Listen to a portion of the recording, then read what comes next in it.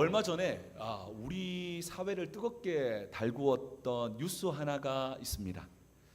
남의 치부, 은밀한 부분들 또 사생활을 무차별로 폭로했던 소위 사이버 레카 유튜브들이 줄줄이 구속되는 사건이었습니다. 여러분, 사이버 레카는 이 온라인 공간에서 발빠르게 특정한 사건이나 또 사고 같은 것들이 발생했을 때 빠르게 짜집기해서 영상이나 글을 올려서 많은 사람들에게 조회수를 올리게 해서 수익을 챙기는 유튜브나 온라인 누리꾼들을 지칭하는 말이 사이버 레카입니다. 왜 사이버 레카라면 여러분 운전하시는 분들은 다들 경험했겠지만 교통사고가 나면 교통경찰보다 먼저 오는 분이 계십니다. 그분이 누구냐면 바로 레카 차량, 견인 차량이라서 정말로 때로는 경찰차보다 먼저 와서 발빠르게 움직이는 이 행태 때문에 이렇게 온라인상의 사건이나 사고를 발빠르게 캐치해서 그것을 짜집기해서 올리는 이들을 향해서 사이버 레카라고 하는 신조어입니다. 최근에 조작된 증거로 사람을 협박하고 사생활을 까발렸던 많은 유튜브들이 재판에 넘겨졌습니다. 그들은 그동안 방송하면서 이렇게 외쳤습니다. 우리는 정의를 위해서 싸웁니다. 그리고 국민은 진실을 알 권리가 있습니다 라고 외치며 이렇게 여러 잘못된 것들을 때로는 드러내기도 하고 여러 사생활들을 폭로했습니다. 처음에 많은 사람들이 유튜버들 정말 대단하다라고 하면서 환호했습니다. 정말로 숨기길 원했던 것들을 까발려서 많은 사람들의 속이 시원하다라고 하는 마음을 들게 했고 때로는 박수를 받기도 했습니다. 그리고 그들은 이런 대중들의 관심을 받으며 후원금과 조회수를 올리면서 또 자신의 유익을 챙겼습니다. 그런데 시간을 지나가서 이들의 사이버 레카들의 행태들을 보았더니 문제는 확인되지 않았던 내용들을 마구마구 폭로하고 확인되지 않았던 것들을 정죄할 뿐 아니라 때로는 조작까지 해서 사람들의 관심을 갖게 만들어서 수많은 사람들에게 회복할 수 없는 상처를 주었다는 것입니다. 또는 어떤 사람들에게는 완전히 사회적으로 자기는 이 정도 잘못을 저질렀지만 완전히 사회적으로 매장시켜 버렸고 심지어는 그 수치심 때문에 그걸 견디지 못해서 스스로 목숨을 끊는 비극적인 사건도 우리 사회 안에서 일어났습니다. 결국 심판대 앞에서 드러났던 그들의 정체, 실체는 무엇이었습니까? 정의의 사도인 줄 알았는데 남의 약점을 폭로해서 바로 자신의 배를 불린 영혼의 파괴자라고 하는 이런 신문 사설의 내용들을 많이 보았습니다. 여러분, 정의라는 가면을 쓰고 남의 허물, 남의 사생활을 들추어 내어서 악한 영향을 끼치는 것이 과연 이 유튜브만의 이야기겠습니까? 놀랍게도 성경에는 이미 수천 년 전에 이와 같은 비극이 홍수 심판을 통과한 노아의 가정에도 일어납니다. 오늘 보면 창세기 9장입니다. 9장에 보면 아들 함이 노아가 술 취해서 벌거벗어 이렇게 자고 있는 하체를 목격합니다. 그리고 밖에 나가서 형제들에게 신나게 아버지의 수치를 이렇게 폭로합니다. 함은 분명히 일어났던 일을 본대로 이야기했다라고 생각하고 또한 떠벌렸습니다. 하지만 분명히 함은 본대로 이야기를 했고 본대로 그 형제들에게 떠벌렸습니다. 하지만 하나님은 이 행동을 오늘 성경에서 말하는 것은 정의가 아니라 영적 질서를 무너뜨리는 그냥 죄악이 아니라 영원한 가문이 저주를 받을 만한 아주 큰 죄악으로 선명하게 규정하고 있다는 것입니다. 도대체 왜? 어쩌면 사실을 말한 것인데 왜 그토록 성경은 무서운 죄라고 규정하고 있을까요? 오늘 우리는 이 노아의 장막에서 일어난 이 사건을 통해서 남의 허물을 폭로하는 자, 그리고 그 허물을 덮어주는 자의 운명이 어떻게 갈리는지를 함께 살펴보겠습니다. 노아가 포도주를 먹고 취해서 벌거벗은 사건은 인간의 영적 실상을 있는 그대로 보여줍니다. 홍수 심판 그리고 그 노아의 방주는 구원이었거든요. 그 구원의 은혜를 경험했던, 그리고 그냥 노아가 아니었어요. 노아는 당대에서도 의인이라 칭함 받을 만큼 위대한 사람이었습니다. 그런데 의인이었던 노아마저도 결국 우리와 똑같이 실수하고 넘어질 수밖에 없는 연약한 존재임을 여실히 성경에서 기록했습니다. 그런데요, 여러분, 여기서 주목할 부분이 있습니다. 우리는 이 모습을 보면서 어떻게 노아가 그렇게 술 먹고 그럴 수 있냐라고 말하고 때로는 우리가 지적하기도 하지만, 그런데 오늘 이 본문에서 성경이 주목하고 있는 것은 노아가 실수를 했다, 노아가 큰 실수를 했다에 집중하고 있지 않습니다. 도리어 노아의 실수를 바라본 함의 마음과 태도에 주목하고 있습니다. 우리 오늘 본문 22절 말씀을 같이 읽겠습니다. 시작. 가난함이 그의 아버지의 하체를 보고 밖으로 나가서 그의 두 형제에게 알리매. 아멘. 여기서 보니까 그의 아버지 하체를 보았다라고 하는 이 히브리어 단어가 라라는 단어인데, 그냥 눈에 띄니까 보았다 이런 의미가 아니라, 이 보았다고 하는 이 단어의 의미는 뭐냐면 마치 정말 특종을 본 것처럼 너무 흥미롭게 즐기듯 그것 봐라 하면서 아주 비아냥거리면서 흥미롭게 보고 있는 이 모습을 말하고 있습니다. 사이버레카들이 남의 그런 부족한 모습들, 연약함을 발견하고 환호하듯 관찰하는 그런 모습이었다는 것이죠. 게다가 모습을 보고 혼자 덮어둔 것이 아니었습니다. 어떻게 했습니까? 밖으로 나가서 그 형제들에게 알렸습니다. 여기에 알리다라는 그 의미도 마치 특종을 잡은 것처럼 막 떠벌리면서 소문을 냈다라는 그런 모습을 말하고 있는 것입니다.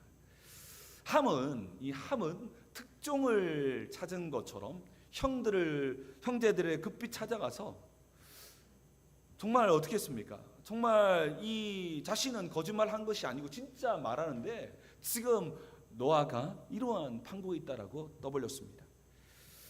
우리는 종종 팩트를 말하는 것 자체를 이것이 정의고 이것이 의로움이다라고 동일하게 여기는 세상의 관념 속에 우리는 노출되어 있습니다.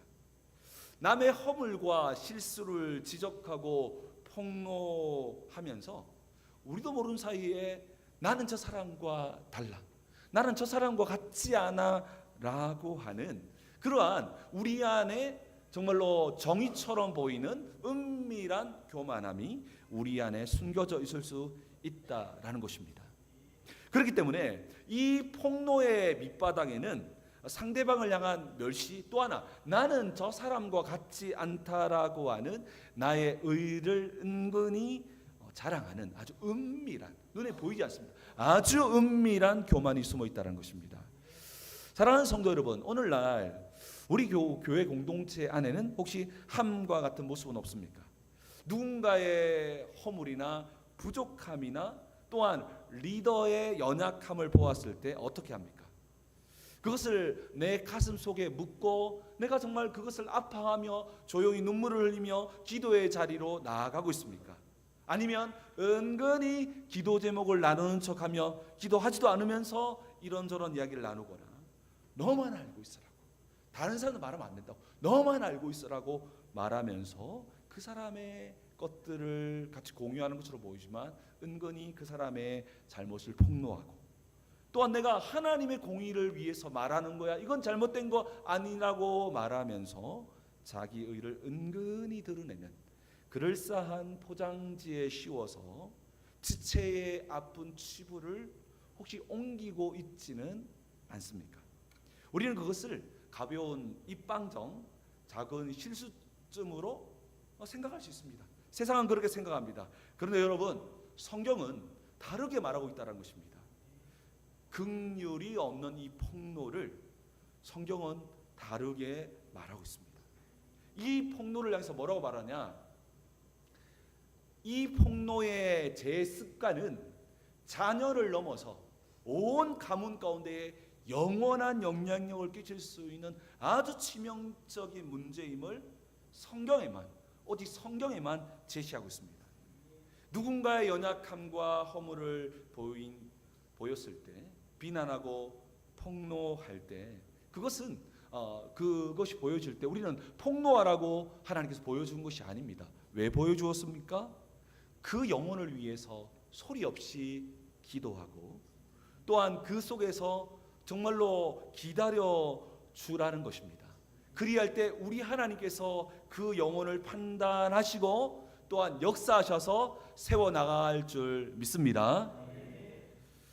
우리의 입술이 세상 사람들처럼 남을 찌르고 또한 정말로 무너뜨리는 폭력의 도구가 아니라 오직 십자가의 긍휼로 지체의 아픔을 끌어안고 우리의 입술이 기도의 입술이 되어져서 정말로 하나님께서 그 영혼을 판단하시고 살리게 되는 현장이 우리의 모든 삶 되기를 주의 이름으로 축복합니다. 아버지의 허물을 사방에 폭로했던 함과 달리 그 이야기를 전해 들었던 두 형제 셈과 야벳은 전혀 다른 길을 선택합니다. 우리 오늘 본문 23절 말씀을 함께 읽어보겠습니다. 읽겠습니다. 시작. 셈과 야벳이 옷을 가져다가 자기들의 어깨에 메고 뒷걸음쳐 들어가서 그들의 아버지의 하체를 덮었으며 그들이 얼굴을 돌이키고 그들의 아버지의 하체를 보지 아니하였더라. 아멘. 여러분, 이 셈과 야벳의 행동에는 아주 중요한 복음의 원리가 숨겨져 있습니다. 여러분, 들어갈 때 어떻게 들어갑니까? 그 소식을 듣고 앞으로 들어갔다가 뒤로 나오는 게 아니라 들어갈 때부터 뒷걸음질 쳐서, 아시죠? 뒷걸음질 쳐서 아버지가 그렇게 술을 먹고 더워서 옷을 벗고 누워 있는데 그것을 이 함이 떠벌리니까 어떻게 합니까? 가만히 두는 것이 아니라 자기 옷, 자기가 가지고 있는 그 옷을 어깨에 짊어지고 그리고 아버지께 뒷걸음질 쳐서 갔습니다. 이건 무엇을 말합니까? 나는 아버지의 수치와 연약함을 정죄하지 않을 뿐더러 내 눈에도 담아주지 않겠다라고 하는 거룩한 의지의 표현이었다는 것이죠. 게다가 그의 어깨에다가 자기 옷을 어깨에 덮어서 메고 가서 아버지의 하체에 덮어줬습니다. 자, 여기서 이 오늘 본문에서 그의 아버지의 하체를 덮었으며라고 하는 이 덮다라고 하는 이 히브리어가 오늘 이 본문의 카사인데 엄청 중요한 단어입니다. 혹시나 여러분들 새벽 예배를 드렸던 분들 중에서 이 덮다의 그 의미를 기억하는 분이 혹시 있다면 정말 대단하신 분이십니다. 이 카사라고 하는 이 아버지의 하체를 덮다라는 이 단어가 어떤 단어냐면 훗날에 성막이 세워집니다. 아시죠? 이스라엘의 움직이는 성전, 바로 그것이 성막이었는데요. 그 성막에서 가장 중요한 것이 법궤였습니다. 법궤가 여러분 아시죠? 법궤가 가는 곳들마다 기적과 능력이 나타났는데, 근데 그 법궤 중에서도 가장 중요한 부위가 있는데 그 부위가 뭐냐면 바로 법궤의 뚜껑을 속죄소라고 부릅니다. 그 속죄소 위에는 두 그룹 천사가 둘러싸고 있는데요. 대속죄일 날에 대제사장이 그 속죄소 위에 피를 뿌릴 때에 백성들의 모든 죄가 용서되는 아주 이 그리스도의 십자가의 사랑과 부활을 의미하는 이 속죄소가 바로 오늘 이 덮다라고 하는 동일한 단어입니다. 무엇을 말하고 있습니까? 이들의 덮는 행위는 그냥 덮었다 문제가 아니라 바로 십자가의 사랑, 우리의 모든 것을 포용하시고 덮어주는 십자가의 사랑으로 그 아버지의 하체를 덮었다는 것입니다. 그렇기 때문에 이 사건이 아주 중요한 의미를 가지는 것입니다. 그러니까 단순히 덮어준 정도가 아니라 자신들이 아버지의 수치를 짊어지겠다는 마음으로 자기의 옷으로 덮어주었다는 것이죠. 여러분, 근데요, 오늘 이 사건은 보통 사건이 아닙니다. 그냥 한 가정에서 아버지가 술 먹고 더워서 옷을 벗었는데 함이 이렇게 아버지의 명예를 실추시키고 두 아들은 아버지의 옷을 덮어주고, 그런 이야기가 아니에요. 어마어마한 이야기가 숨겨져 있습니다. 이 이야기의 근원이 뭐냐면, 여러분, 훗날 이 창세기는 모세가 기록합니다. 그럼 이 모세가 언제 기록하? 요단을 건너기 전에, 가나안 땅에 들어가기 전에 바로 그 속에서 기록해서 이스라엘 백성들에게 이 이야기들을 계속 읽어 주었을 것입니다. 그때에 이스라엘 백성들이 가나안 땅에 들어가기 전에 이스라엘 백성들이 이 셈과 함과 야벳의 스토리를 들었을 때 그들은 어떤 마음이 들었을까요? 가나안 땅에 우리가 들어가면 우리가 정말로 모세를 통해서 하나님 약속하기로 우리를 제사장의 나라로 세우신다고 했는데, 그때 우리는 이 셈과 같이 덮어줌의 은혜로 세워져야 한다는 것을 그들의 마음속에 새겼다는 것이죠.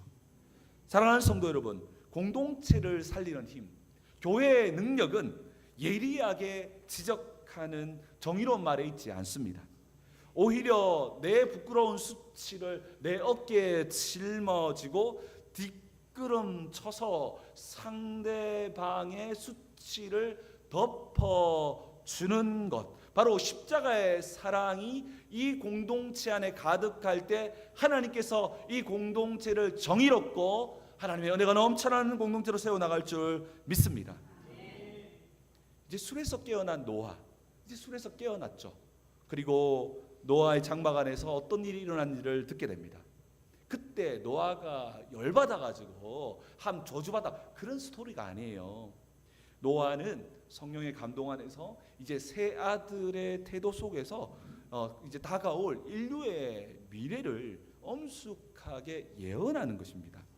우리 오늘 본문 25절과 26절 말씀을 함께 읽겠습니다. 시작. 가나안은 저주를 받아 형제의 종이 되기를 원하노라. 또 이르되 셈의 하나님 여호와를 찬송하리로다. 가나안은 셈의 종이 되고. 여러분, 가나안은 저주를 받고 셈의 노예가 된다는 이 예언을 하고 있습니다. 이런 일들이 일어나게 될 것이라고. 근데 여기서 아주 중요한 의문이 하나 등장합니다. 아버지를 조롱하고 떠벌렸던 사람은 함이었습니다.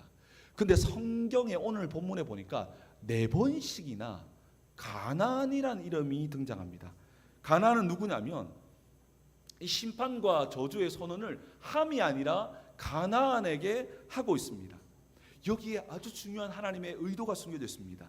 그것은 무엇이냐면 창세기 10장에 보면 함에게는 4아들이 있습니다. 함이 4아들을 낳고, 첫 번째로는 에티오피아의 조상이었던 구스, 그리고 또한 이집트의 조상이 되는 미스라임, 그리고 북아프리카의 조상이 되는 붓. 그래서 전체적으로 약간 이 얼굴 색깔이 또 어둡다 보니까 이 가나안에 대해서, 함에 대해서 뭐 이렇게 뭐라고 할까, 얼굴색으로 하기도 하지만 그런 해석은 좀 무리가 있기 때문에 말하지 않겠습니다. 그리고 오늘날 팔레스타인 지역의 족속의 조상이 되는 이 막내 아들이 있는데, 이 막내 아들의 이름이 바로 가나안이었습니다. 왜 함의 아들 중에 가나안에게 이 무서운 저주를 예언할까요? 그 이유는 함이 보여주었던 이 폭로하는 교만함의 제 성향이 그걸 보았던 가나안이라고 하는 넷째 아들에게서 좀 흘러가고 그 후손들에게 이러한 죄의 모습들이 부각되었다는 것이죠. 그래서 이 부모의 이 불경건한 모습이 그 아들을 보고 그 아들을 넘어서 그 아들의, 특히 가나안의 후손들에게 이러한 폭로하는 교만한 습성들이 흘러갔다는 것이죠. 우리가 잘 아는 것처럼 훗날에 가나안 후손은 어떻게 변합니까? 소돔과 고모라처럼 우상과 타인을 향한 무자비한 약탈과 폭력을 장애합니다. 그 땅이 어떤 땅이냐? 우리가 알고 있는 가나안 땅입니다. 가나안 땅. 자, 여러분, 이게 왜 중요하냐면 이제 수백 년이 흘러서 출애굽한 이스라엘 백성들이 요단강 앞에서 모세가 기록한 이 성경 이야기를 들어요. 자, 모세가 기록한 오늘 창세기 말씀을 이들에게도 들려주었겠죠. 무엇을 깨달았겠습니까? 바로 이스라엘 백성들은 바로 셈의 후손들입니다. 무슨 말이냐면, 그렇구나. 그래서 하나님께서 우리에게 저 가나안 땅을 정복하라고 하셨구나. 이것은 단순하게 땅을 정복하는 정복 전쟁이 아니구나. 이거는 가나안을 향한 심판이었고 함의 죄의 뿌리를 영원히 끊어내시겠다고 하는 하나님의 공의로운 선언이고, 이 일들을 셈의 후손인 우리를 통해서 하시는구나라는 것을 보여주게 되는 것입니다. 반면에 이 아버지의 수치를 사랑으로 덮어주었던 셈의 가문은 결국 어떻게 됩니까?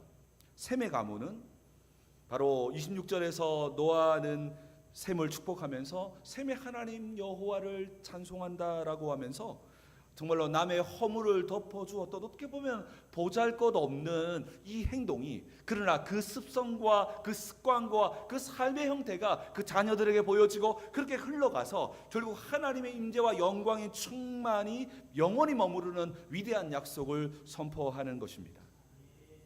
그리고 여러분, 이 약속한 대로 어떤 일이 벌어집니까? 결국 셈의 후손을 통해서 믿음의 조상 아브라함이 나오고 다윗 왕이 나오고 다윗 왕을 통해서 결국 예수 그리스도, 우리의 수치를 덮어주시는, 우리의 수치를 품어주시고 덮어주시는 그리스도가 오게 된다는 것입니다. 사랑하는 성도 여러분, 이와 같이 오늘 이 이야기는, 이 스토리는 단순히 한 가정에 일어났던 이야기처럼 보여지지만 가나안 전쟁의 근원이 되는, 왜 가나안 땅을 정복해야 되는지를 보여주는 아주 중요한 메시지가 숨겨져 있다는 것입니다. 오늘 본문은 우리에게 아주 중요한 영적인 공식 하나를 알려줍니다. 그게 무엇입니까? 그것은 폭로하는 자는 결코 덮어주는 자를 이길 수 없다는 사실입니다. 아버지의 수치를 까발렸고 폭로했던 함과 그 가나안, 그리고 가나안의 후손들은 결국 어떻게 됩니까? 덮어주었던 셈의 자손들에게 정복당하고 결국 예언한 대로 이 가나안 정복 전쟁을 통해서 노예로 전락하게 되는 것입니다. 오랜 시간이 흘러서 출애굽한 이스라엘 백성이 가나안 땅을 정복한 사건은 단순한 영토 전쟁이 아니라 남의 치부를 폭로하는 이 가나안의 습성들, 이 저주가 덮어주었던, 품어주었던 셈의 족속이었던 이스라엘 통해서 결국 심판과 정복이 일어나게 되는 것을 보여주고 있는 것입니다. 오늘 이 노아의 장막에서 일어난 이 사건은 이 가나안 정복 전쟁의 근본적으로 원인이 무엇이고, 왜 이스라엘 백성들이, 왜 잘 살고 있는 이 가나안 땅 백성들에게 이 들어가서 이들을 멸절시키고 노예하고 이 땅을 빼앗아야 할 이유가 무엇인지를, 단순하게 영토를 빼앗는 것이 아니라 이 일은 바로 하나님께서 정말로 죄악으로 가득한 그 땅을 심판하는 전쟁이라는 것을 보게 되었습니다. 신약 성경 요한복음 8장에 보면 폭로하는 자와 덮어둔 자가 등장하는 대결이 나타납니다. 바로 그것은 서기관과 바리새인들이 가늠하다 잡힌 여인들을 끌어내서 어떻게 합니까? 정말 이 여인의 그 죄악들을 폭로하고 많은 사람들이 어떻게 그럴 수 있냐라고 하면서 자기 의에 도취되어서 사람들이 정죄의 돌을 들고 죽이려고 했던 장면입니다. 그때 예수님께서 다가오셔서 정말로 죄 없는 자가 먼저 던지라고 했었을 때 그들은 의인인 줄 알았는데 자세히 보니까 의인이 아니었음을 깨닫고 조용히 물러가는데, 그때 예수님과 이 여인만 남았습니다. 그때 예수님은 어떻게 하십니까? 나도 너를 정죄하지 아니하노니 가서 다시는 죄를 범하지 말라라고 말씀하면서 마치 야벳과 셈이 뒷걸음질 쳐서 어깨 위에 그 옷을 가지고 정말 그 노화를 덮어 주었던 것처럼 이 여인에게도 다가와서 뒷걸음질 쳐서 그 예수 그리스도의 피 묻은 보혈의 옷으로 이 여인에게 덮어 주었습니다. 그때 어떻게 되었습니까? 이 여인은 안 봐도 그 사랑에 힘입어서, 하나님의 사랑에 힘입어서 변화된 삶을 살았을 것입니다. 제가 군입대 전에 겪었던 일인데요. 군입대 전에 잠깐 시간이 남아서 제가 치킨집에서 아르바이트를 한 적이 있습니다. 제가 막 닭을 튀긴 것이죠. 그래서 이렇게 한 번은 손님이 엄청나게 많이 온 겁니다. 봤더니 조기 축구회 같이 축구회에서 축구를 끝나고 한 무리가, 그러니까 열 몇 명 되겠죠. 무리가 이게 치킨을 시킨 겁니다. 그래서 치킨도 많이 시키고 혼자 있었으니까 정신이 없었습니다. 닭 썰고 튀기고 뭐 정신이 없었습니다. 그리고 나서 이렇게 그분들이 소주도 한 뭐 4-5병에서 빨리 내어주고 저는 막 이렇게 막 썰고 있었는데, 당시에 저는 보기와 다르게 시골에 섞었습니다. 그리고 보기와 다르게 지방에 섞었습니다. 근데 시골에서 이 교회가 한 100여 명 되는 교회에서 어렸을 때 컸는데, 그때 시골에서 그래도 작은 교회는 아니었지만 전도사님을 이렇게 고용할 정도는 되지 않아서 그때 안수 집사님이 6년 정도 설교를 했습니다. 저는 그 설교를 듣고 자랐습니다. 그런데 치킨을 막 썰다가 고개를 살짝 돌렸는데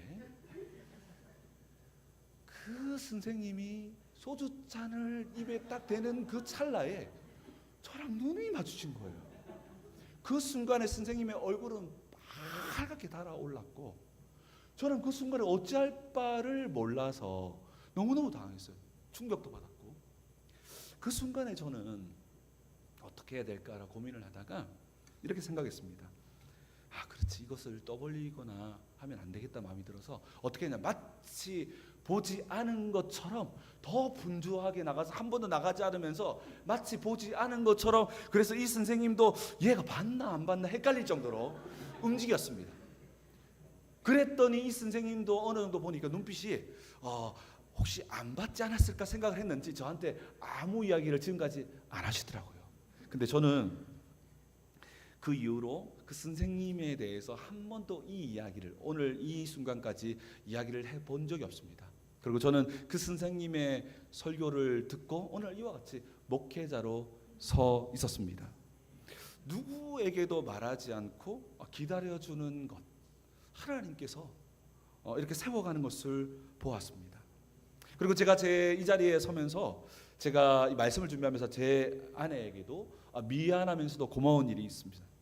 제가 과거 내시동교회에서 행정 목사로 9년가량 사역을 하면서 이 행정 목사라는 자리, 제가 최고 선임의 목사였거든요. 그러다 보니까 담임 목사님 다음으로 교회의 은밀한 이야기들과 중요한 얘기들을 다 알고 있었죠. 그래서 저희 교회 전임 부목사님들도 한 11명쯤 됐으니까 아무래도 그런 사모님들끼리 모임을 가지면 아무래도 저희 아내가 아무래도 선임의 아내다 보니까 계속 물어보는 거예요. 이 교회는 무슨 일이냐고. 그런데 저는 집에 가서 이런 이야기를 하지 않았습니다.